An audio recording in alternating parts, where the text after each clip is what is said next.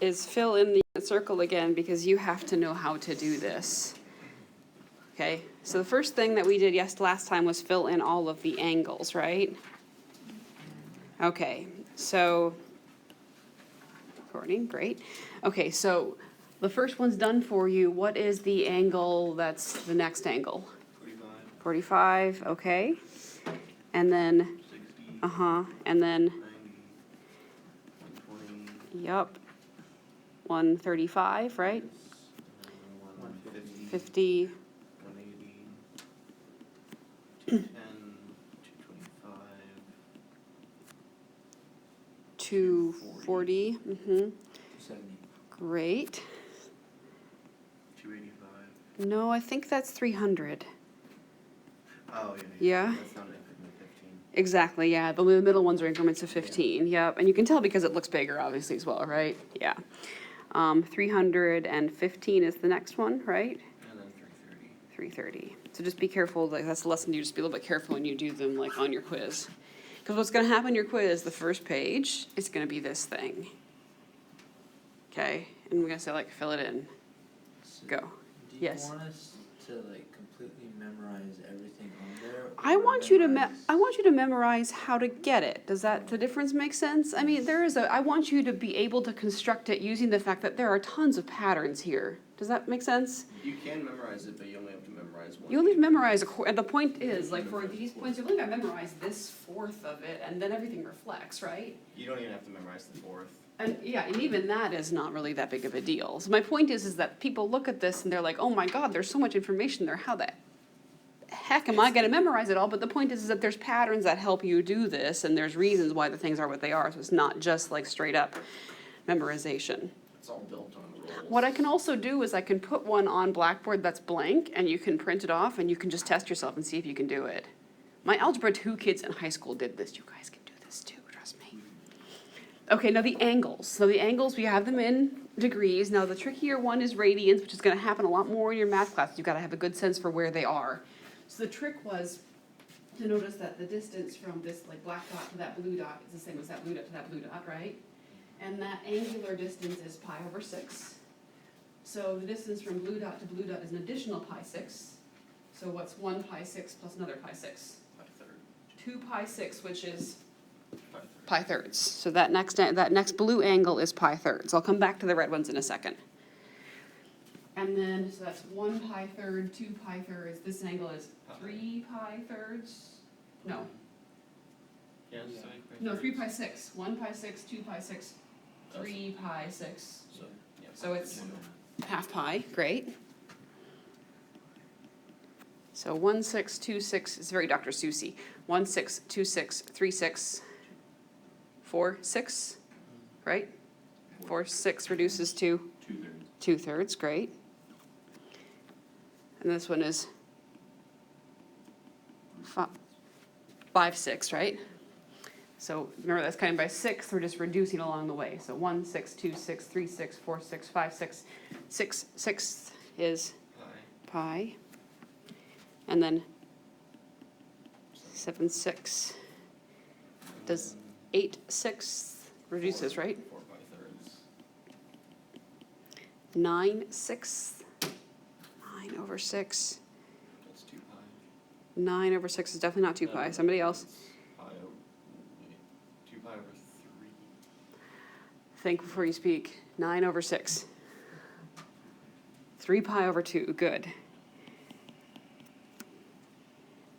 10, 6. 5 over 3. 5 over 3. Great. And then 11, 6.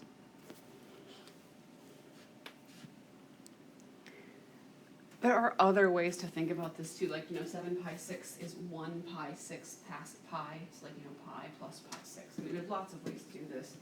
You could also say, just count out some of them by 6, and then you can say some of them by thirds. You can see that the distance from this black dot to that blue dot is the same as this blue dot to that blue dot. So that's 1/3, this is 2/3. There's lots of ways to see little patterns here. And then how do you get the red dots? So if the whole distance from this black dot to that black dot, if that's an angle of pi over 2, this red one is halfway. So what's half of a half? I have 1/4. Pi over 4, great, quarter, great. So there's pi over 4. And then you just count by quarters. 1/4, 2/4 you got, this one is 3/4. We got 4/4 is pi, then this one is 5/4. 6/4 we got. 7/4. The only mistake you're liable to make there if you count by quarters and sixths is that you shouldn't hop over the axes. Does that make sense? You see what I mean by that? Okay. And that also lets you get things that are not on there, like, so tell me where would 11 pi quarters land? On which equivalent coterminal angle in radians? Pi over 4?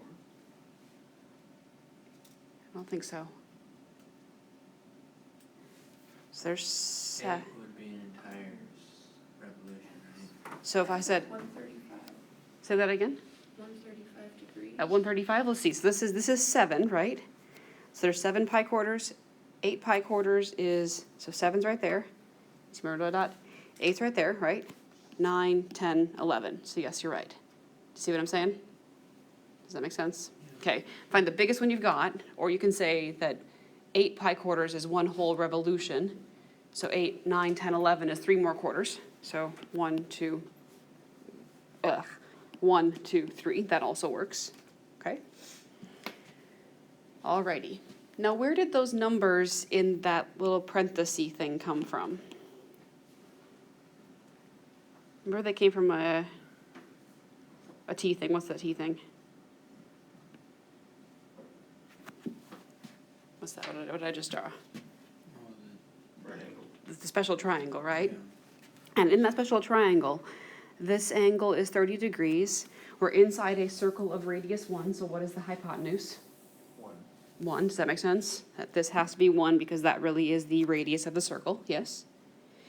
And in that little triangle, if the hypotenuse was 1, this side was 1/2, right? And this side is √3/2, yes? Okay, and then this point is how far over and how far up.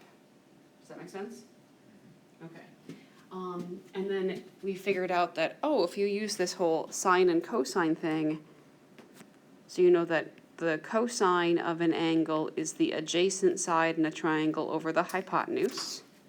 The adjacent side is √3/2, right? The hypotenuse is 1, √3/2 over 1 is √3/2, right? How do you find the sine? That's the, Y.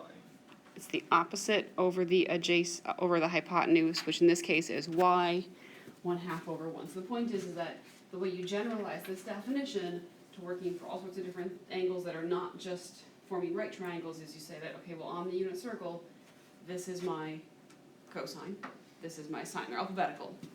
Yay. So cosine is first, sine is second. There's also a special triangle that gets us the points for this one. What kind of special triangle is that? What are the two angles in there? 45. They're both 45. And we figured out if the hypotenuse was 1, what was the length of the sides in a 45, 45, 90 triangle? √2/2. They're both √2/2. So this side would be √2/2, and this side would be √2/2. So the points there are √2/2, √2/2. Is there any trick to this one, or do you just have to memorize it? You've got to know those special triangles. Does that make sense? So you've got to know the triangle that if this is 1, and if that angle is 45, and if this angle's 45, then this side's √2/2, and this side's √2/2. That's what I'm using. Does that make you don't look convinced? That's okay. Yeah, I just don't. You don't see it. So what I have is that because I'm in a unit circle, the distance from the origin out to that dot on the circle is 1. Yeah. Yes, okay. And if this angle in here is 45, I can drop down from my circle perpendicular to the x-axis, and that makes a triangle. And because I drop perpendicular, this is a right angle. This has to be 45, because I said my angle was 45, does that make sense? Which means this side has to also be 45. Yeah. Okay? And then we showed in class yesterday that when you have a triangle whose hypotenuse is 1, that's 45, 45, 90, this side's root 2 over 2, that side's root 2 over 2. You buy that? And then you say, okay, well, what are the coordinates of that point? Well, I go over root 2 over 2, and I go up root 2 over 2. So that's the like over and up definition. And the reason I use that triangle and not the other one is the other triangle I think that we had a hypotenuse of square root 2, which wouldn't be inside the unit circle. It'd extend out. You can do it other ways, but this is the way I think makes more sense.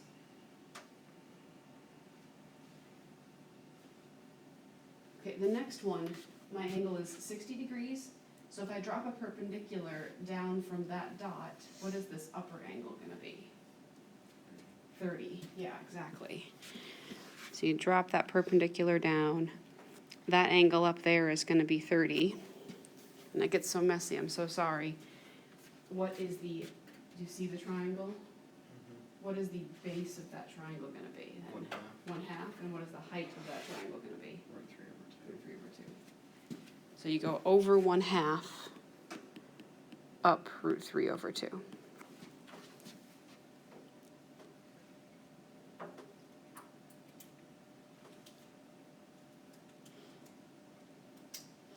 Okay. So those points come from those triangles. Does that make sense? Yeah. Okay. And then what about the points on the axis? Like what are the coordinates of, what's the coordinate of that point? How much over, how much up is it? 1, 0. Because it's a circle of radius 1. How about this point right here? 0. 0, 1. And then to get the rest of them, you just reflect. Okay, so like I'll do 1 and I want you to do all the rest.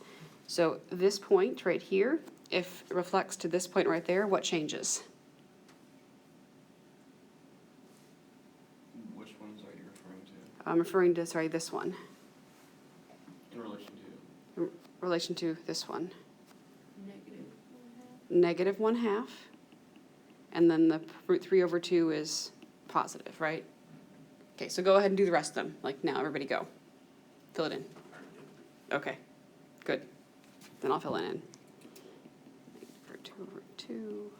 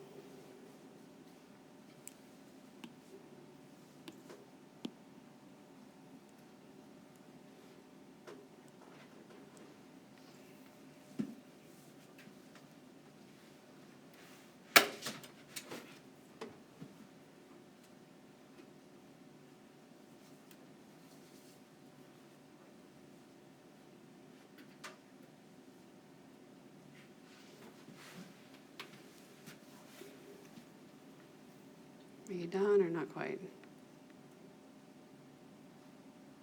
It's okay if you're not. You can say, no, it's fine. I just don't have a gauge. Yeah, I'm filling in the coordinates, just need to fill in the lines. Oh, you weren't doing that already? No. I was concentrating on saying things. Okay. Yes. I always remember what ones are negative because acronym it's all students take calculus. all, whoa, that was funny.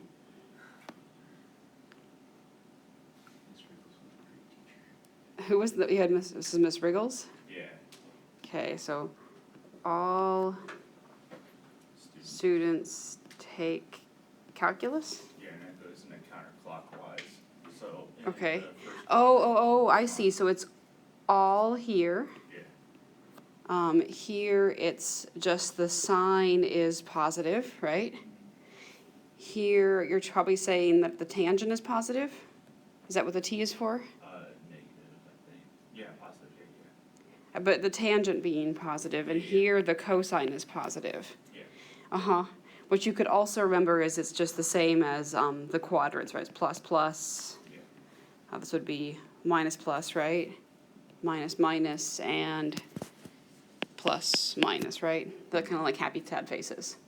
Yep. Because one thing that her acronym does not do is it doesn't point out that cosine's also, well, it's all in there, but I guess it does. That's pretty perfect. Cosine and sine are both negative in that quadrant, which is a little bit obscured by tangent, but yeah, it's pretty good. I like it.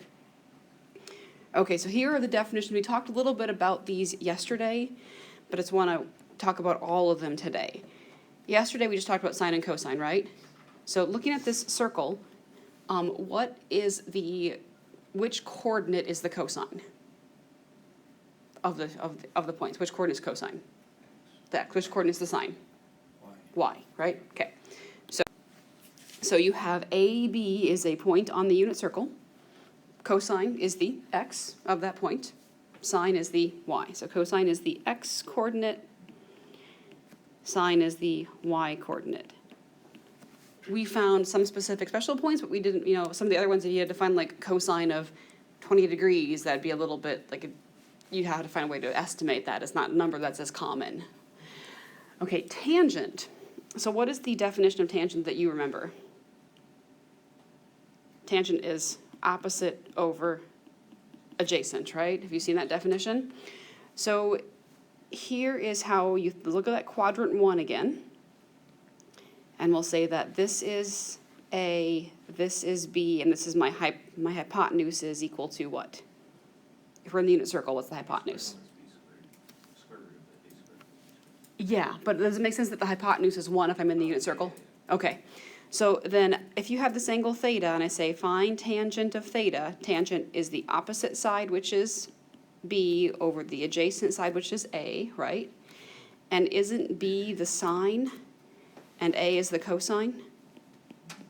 You see what I'm saying there? And that's because the hypotenuse, we're going to say that, are 1. Okay? So a more common definition, your book doesn't do this till later, but I want to do it right away, is that the way to find tangent is take the sine divided by the cosine. In other words, on the unit circle, it's the y coordinate divided by the x coordinate. But this only works with the unit circle. Actually, it works for anything, because if you have, say like a b over h and then an a over h, the over h's cancel. So it works for everything. Do you see what I mean? Like if this had been just h that wasn't 1, they'd both be, your opposite is over the same hypotenuse as your adjacent is, and those hypotenusi cancel. So that's the general definition of tangent, is sine divided by cosine. And your book defines, and so Alex might define these other functions called reciprocal functions using a's and b's, but I'm going to also use cosines because that's the more common way we're going to do it later on. So secant is defined as the reciprocal of cosine. Cosecant is the reciprocal of sine, and cotangent is the reciprocal of tangent. Does that make sense? Because if tangent is sine over cosine, cotangent is cosine over sine. Okay, so you just got to know what those are. They're called the reciprocal identities. You're just going to have to memorize them. The easiest one is cotangent because it's reciprocal of tangent. The other two is just have to make a flashcard. There's not a better way. And you see how this was 1 over a, that was the x coordinate, which is the cosine, right? So the thing is that if you're working on Alex, it's probably going to use the a's and the b's. But you can also use the ones I'm giving you here, which is what I'm going to do. It's going to give you the same answer. Okay? So let's use those definitions and let's find certain values, like cosine of pi. So look at your unit circle, find pi, cosine is the which coordinate? -1, 0. So cosine is the x coordinate specifically though, right? So the cosine is Cosine of pi is -1. Tangent of pi quarters. You're like, okay, well, tangent is sine over cosine. That's sine of pi quarters divided by cosine of pi quarters. And you find your pi quarters, you say, okay, what is sine of pi quarters? Root 2 over 2. Root 2 over 2. What is cosine of pi quarters? Root 2 over 2. What is root 2 over 2 divided by root 2 over 2? 1.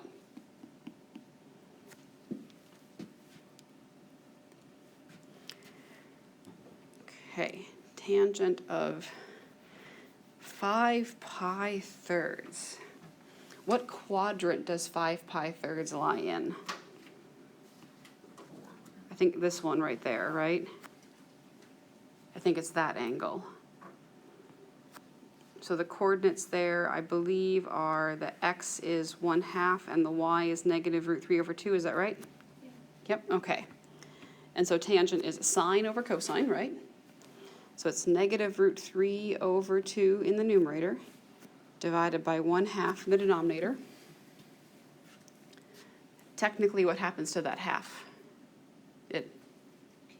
It reciprocates, cancels the 2, and so what's your final answer? Negative root 3.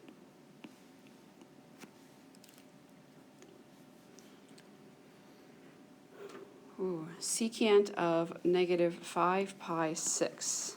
So you have a unit circle in front of you, and I don't. I mean, I do, but not on the board. So there's a pretend fake circle. Where is negative 5? What quadrant will negative 5 pi 6 be in? Negative. Positive 5 pi 6 is right here.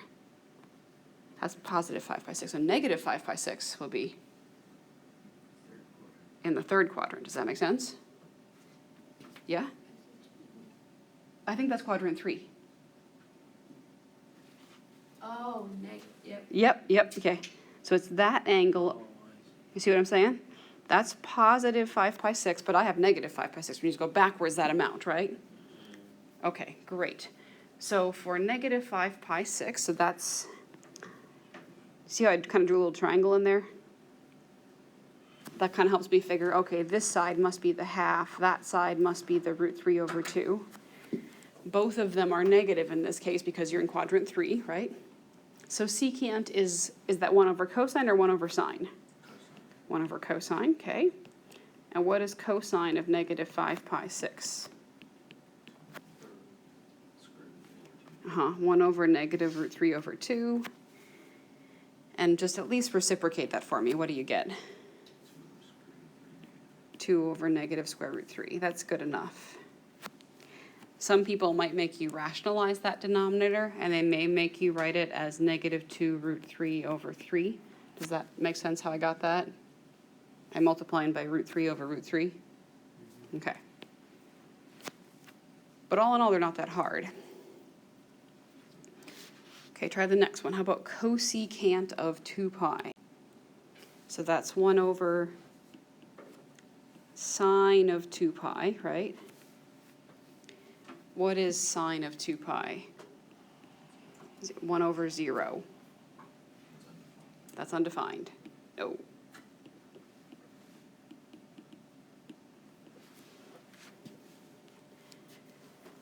Cosine of 5 pi halves. Oh man, okay. Let's figure out where 5 pi halves is.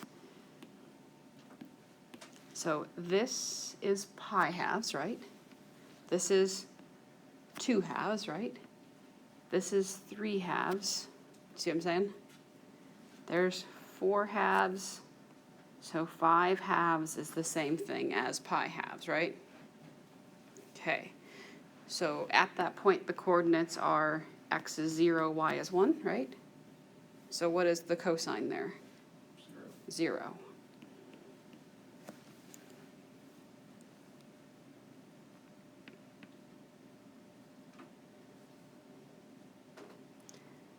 Negative pi thirds. That one lands in this quadrant. Oh, and I think this side's the half, that side's the root 3 over 2. So is the sign positive or negative, first of all? Negative. Negative. And then negative what number? Root 3 over 2. Root 3 over 2.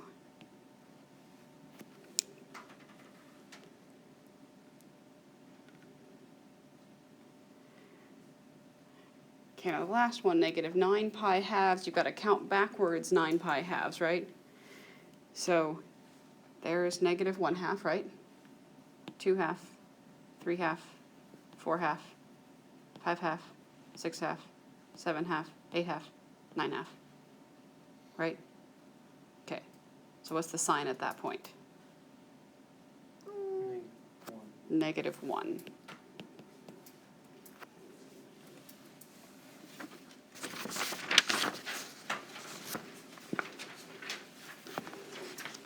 Sometimes your textbook is going to ask you to find both points, and when they do that, they use this notation W of x. That represents like the coordinate on the unit circle. That's their way of saying both the cosine and the sine at the same time. So in which quadrant must that point on the unit circle lie so that the sign is positive? So in which quadrants is the sign positive? 1 and 2. This one and this one. So number 1 and 2. Okay, cotangent of x needs to be negative. So cotangent is cosine over sine, right? Now, one super tricky thing about inequalities, guys, is that when your inequalities have variables and you multiply both sides by something, that something could actually have been a negative number and would flip the inequality symbol. So like some of you on your test, you got some questions wrong because you like divided by x. And what that doesn't account for is the fact that x could have been a negative number. So you don't know whether or not to flip the sign. Does that make sense? That's the problem. So think about this in terms of this expression will be negative if one of those two are negative but not both. Does that make sense? So either cosine or sine is negative but not both of them, okay? So cosine x is negative number, comma, sine x equals negative number, but not both. And so in which quadrants? 2 and 4. Exactly. Number 2. In number 2, the cosine is negative. Does that make sense? And number 4, who's negative? Sine. There's a reason that when we solved inequalities, other than just the simple linear ones, we made number lines.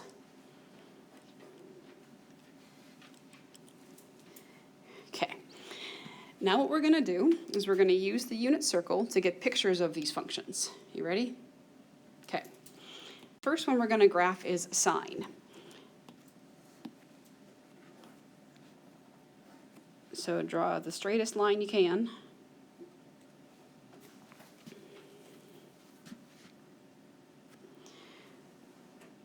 Okay, so I'm going to start by partitioning my x-axis into 4 pieces. So I'll show you my method. So draw 2 pi right there. And then cut the interval in half twice.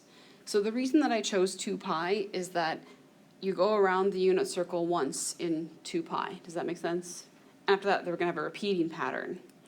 What's half of 2 pi? Pi. And then what's half of pi? No. Pi over 2. And then what's halfway between pi and 2 pi? 3 pi 2. Great. And we're just going to look at the unit circle. We're going to pick the super, super easy values for sine. So I'm kind of like making a little table in my head. So there's my theta, which is the angle, and my y is sine of that theta. So this can be the theta or the x-axis, whatever you want to call it. You should label it because it's not going to be ones. So if you plug in theta equals 0, what is sine of 0? Look at your answer. I think sine of 0 is the y-coordinate at 0, which is 0. Got your unit circle. At that point, the coordinates are 1, 0, right? The sign is 0. So you got a dot right there, okay. How about at pi halves? What are the coordinates at pi halves?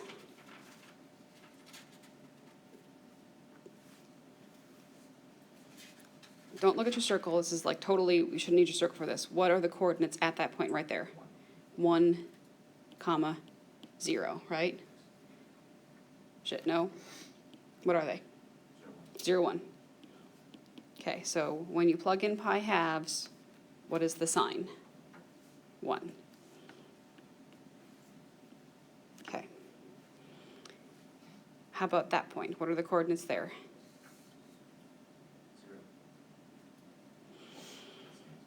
0. -1, 0, and at pi, the sign is going to be 0 again. Okay, what are the coordinates of the point down here? Tell me both coordinates, not just what, 0, -1, great, thank you. So at 3 pi halves, what is the sign? -1. Okay, and then how about at 2 pi, what happens? Goes back to 0, starts over. So you see it's going to do this like up, down, up kind of pattern. It does actually go like sort of curved. It's not straight. If you plotted the other points that are on the unit circle, which you have to use decimals for, you'll see that it is kind of, it's not V's. There's a curvature to this picture. And then that pattern is going to keep going. Does that make sense? So that is called one cycle. And it kind of repeats that pattern forever and ever. Can you think of anything in your life that does this, that cycles on a predictable, say it? Alternating current. Sure, okay, I was thinking of an easier example. Tide. Tide, sure. How about temperature in this state we live in, on average, right?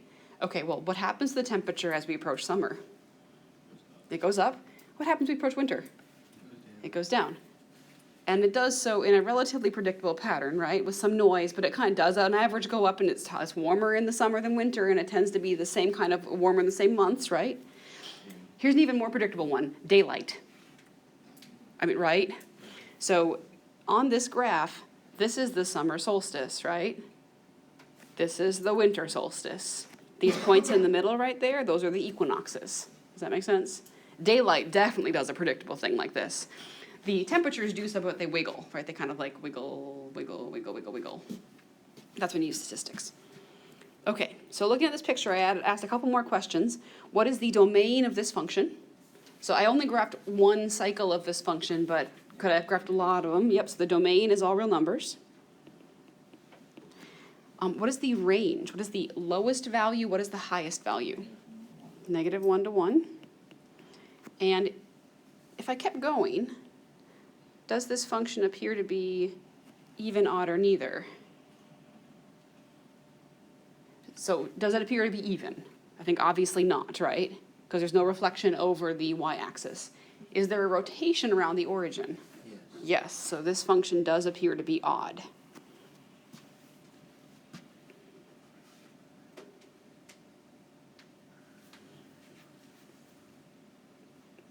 Okay, we're going to do the same thing with cosine. So start by partitioning your axis in the same way.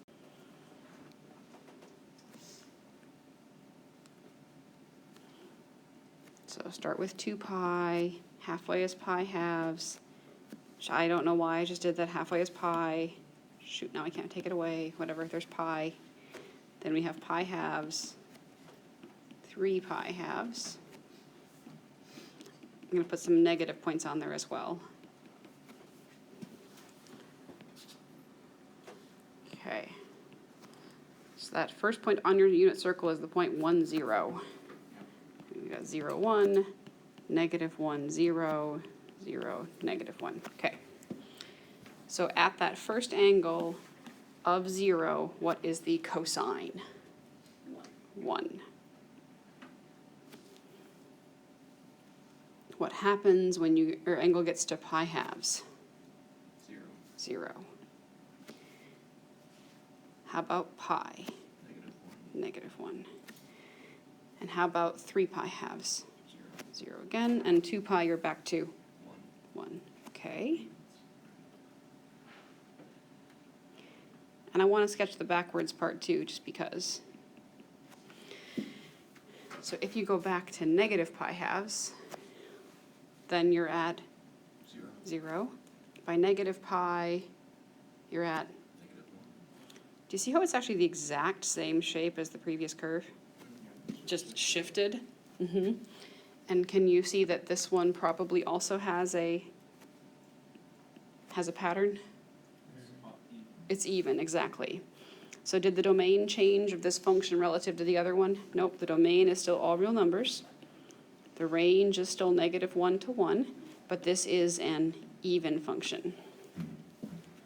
And you can see that there is some symmetry over the x-axis there, right? Okay, so those are the easiest ones. Tangent and cotangent and all the rest of them are a little bit more tricky. Ready for tangent? So why are all the other ones going to be more mean? What do they have? They have denominators that are 0, which means they have asymptotes. So tangent by definition is sine of theta over cosine of theta. So this will have a vertical asymptote if cosine of theta equals 0. So whenever you're sketching a function that has asymptotes, first figure out where they are and draw those things in, okay? Alrighty. Okay, so look at the unit circle. Cosine is the x, so at which angles, that's the point 1, 0, this is the point 0, 1, this is the point -1, 0, and this is the point 0, -1. So at pi over 2 and 3 pi over 2. So at pi over 2, and there's pi at 3 pi over 2, also negative pi over 2.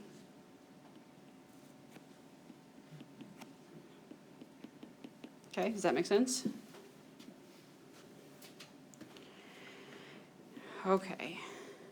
Well, what we can do here is this. Let's just focus on how wide is that interval, by the way? How long is it? How far is it between negative pi halves and pi halves? How far is it between pi halves and 3 pi halves? They're a unit of 1 pi apart, right? Because work in this little middle bit. When you input 0, what is tangent of that angle? Tangent of 0 is going to be 0 because it's the sine divided by the cosine, right? 0 divided by 1 is okay.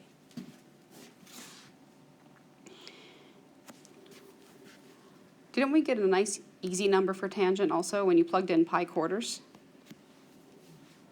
When you plug in pi quarters, the tangent was equal to 1. So halfway there, we're at 1. Okay. And then what's going to happen is you're going to have numbers divided by something small and positive. Does that make sense? So you're going to have sine over cosine, right? And so the sine is the y, and the y is going to be getting closer and closer to 1 as it approaches this number there. And so you're going to have numbers that are pretty close to 1 divided by very, very, very small numbers that are getting close to 0. So what's going to happen is this picture is going to go up towards that asymptote. So we're gonna make a bunch of little. See what's going to happen to those triangles? Yeah. And then what's going to happen on the other side?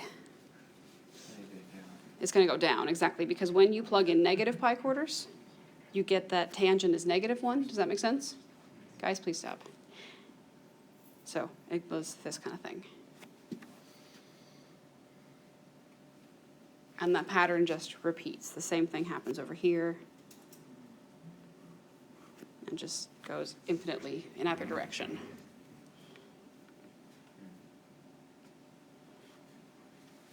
Yeah. So if we're asked to graph this, are we just supposed to graph the one period of it, or? I will specify how many. I'll probably specify that you have to graph 2. Okay. Yeah, and which means you could graph So yeah, when or what I'll do is I'll give you an interval. Does that make sense? Because since these things repeat infinitely, obviously you can't actually graph the entire thing, but I'll specify either 2 periods or I'll say on the interval from negative pi halves to 3 pi halves. Yep. Domain and range. So the domains are a little bit trickier to write down for these things. We're just going to write down like an infinite list with ... dots for now. So x cannot equal, what numbers can x not be? Pi halves, 3 pi halves, 5 pi halves, negatives, right? So how you count for the positives and negatives is let's use plus minuses. So plus minus pi halves, plus minus 3 pi halves. What's one more number in that list? 5 pi halves. And then, you know, etc. They're intervals with endpoints that are odd multiples of pi. Yep. How about the range? Does this thing have a lowest or highest value? Nope, so the range is all real numbers. Does it appear to be even or odd? So just this little bit, yeah, the little bit in the middle appears to be odd, right? And this part, if I kind of rotate that, where on the origin I'm going to land over here, right, it is odd, yeah. I think we also discussed the fact that an even function divided by an odd function is an odd function. A little bit, so, okay. That's why. How is cotangent going to be different?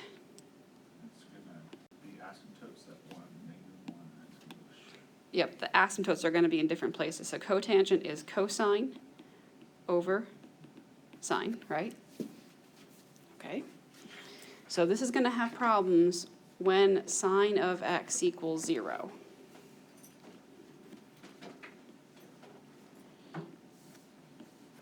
So where is sine of x equal to 0? First place.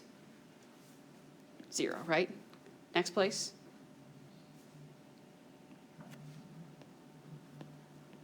So sine is 0 there, right? 2 pi.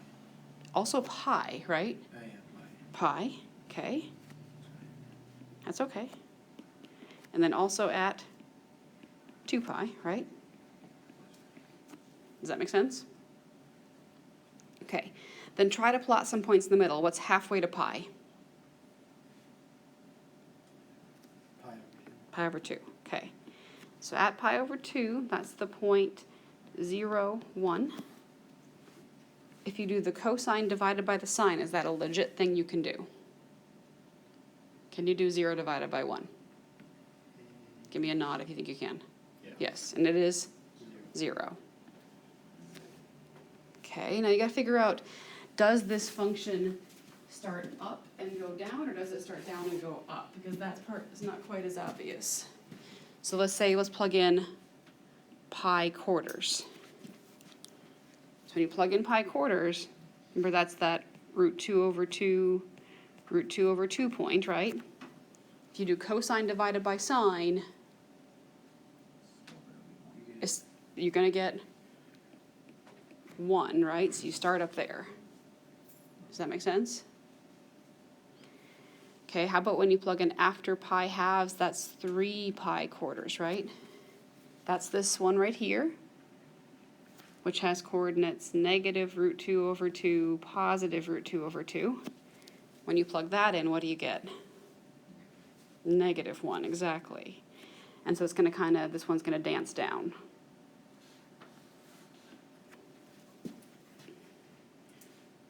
But the way I determine how the function is behaving is I plugged in some numbers that I can actually verify. Does that make sense? And that pattern's going to repeat. And also on this side.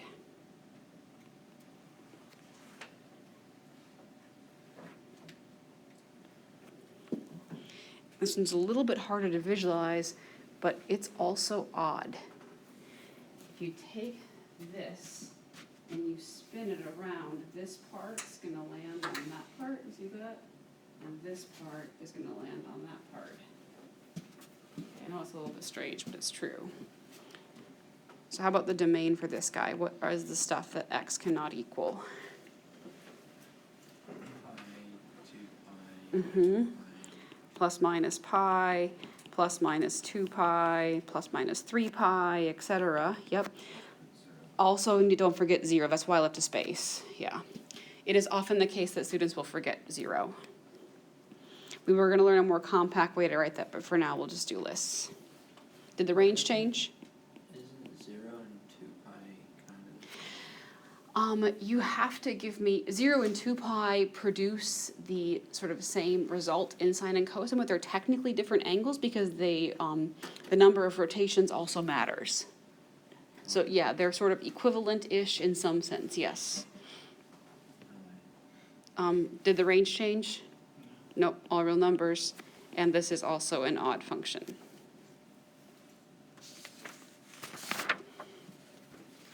Okay. So.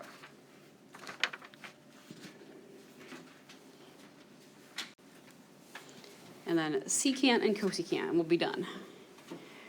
All right, so secant, that's 1 over which one? Cosine or sine? 1 over cosine. Okay. What we're going to start by graphing the cosine function. So there's 2 pi, here's pi halves. Where does the cosine function start? At 0, 1, great. Then at pi halves, it's at 0. By pi, it's at -1. 3 pi halves, we're at 0. 2 pi, you're back at 1.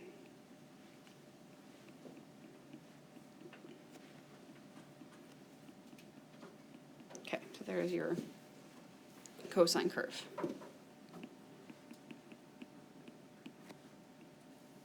Okay. So that one thing about this picture that's kind of nice is you can tell that whenever cosine crosses the x-axis, that's when you're going to have division by 0, and that's where your asymptotes are located. Does that make sense? Okay, so using that picture, sketch in your asymptotes. You've got one at negative pi halves, one at positive pi halves, one at 3 pi halves. The next one's going to be at 5 pi over 2, right?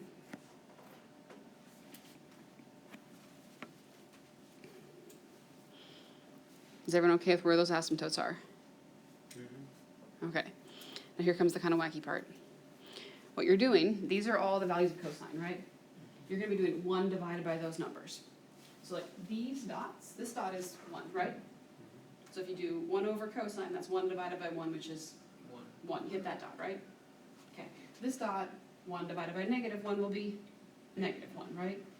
1 divided by 1 will be 1. So you are hitting every single dot. You hit this dot, hit that dot, hit that dot, okay? Is that all right? You understand why that's true? Mm-hmm. Yeah. Now the question is what happens within all those little intervals, right?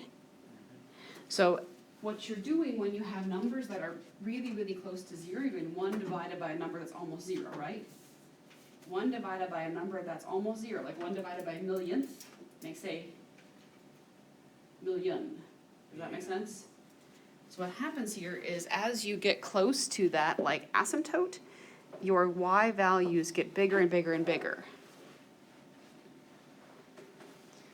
This idea will come up in calculus all the time. 1 divided by a bitty number makes a big number.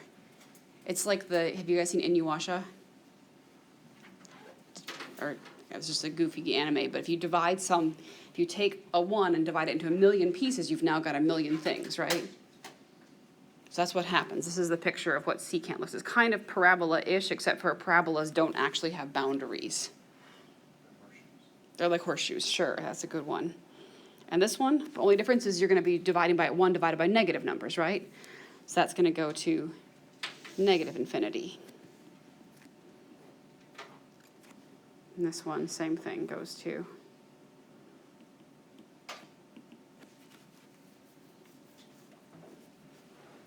you see how that pattern reads. Technically, this is one cycle / period of the function, as in that's one complete pattern. But it's a little bit weird, right? So the purple thing that we graphed here, this is our final answer. That is our picture of our function. but graphing the cosine function made it a little bit easier to see why it looks the way it does.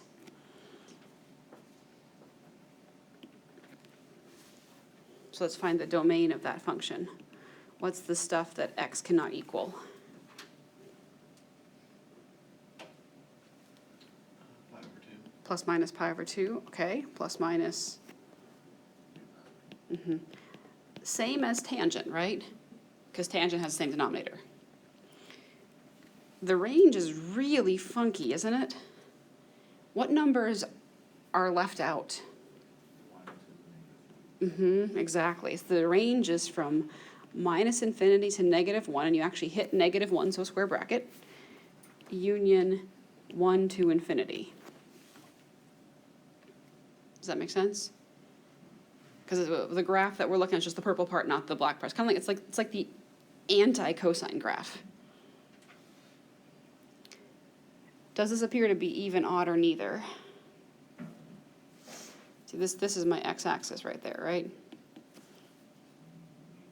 I think it looks even, because if I were to graph, you see how at least just that middle bit looks to be even, right? And if I were to graph one more thing on that left side, it would look just like this, right? So it actually is an even function.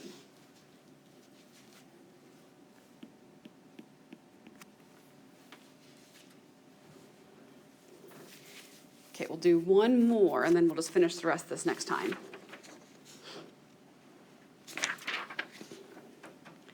So they're being cosecant.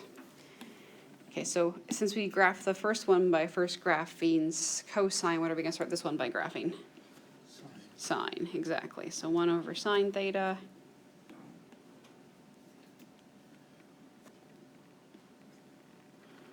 So 2 pi, pi halves, 3 pi halves. So sine starts at 0, right?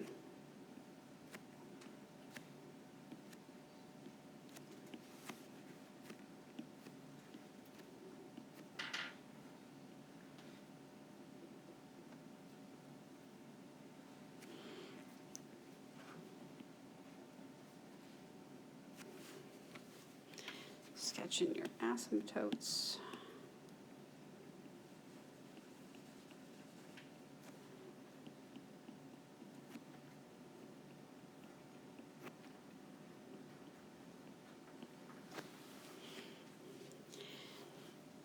Do you see the picture and the whole idea is going to be more or less just like it was for the previous one? Except for it just changes the symmetry.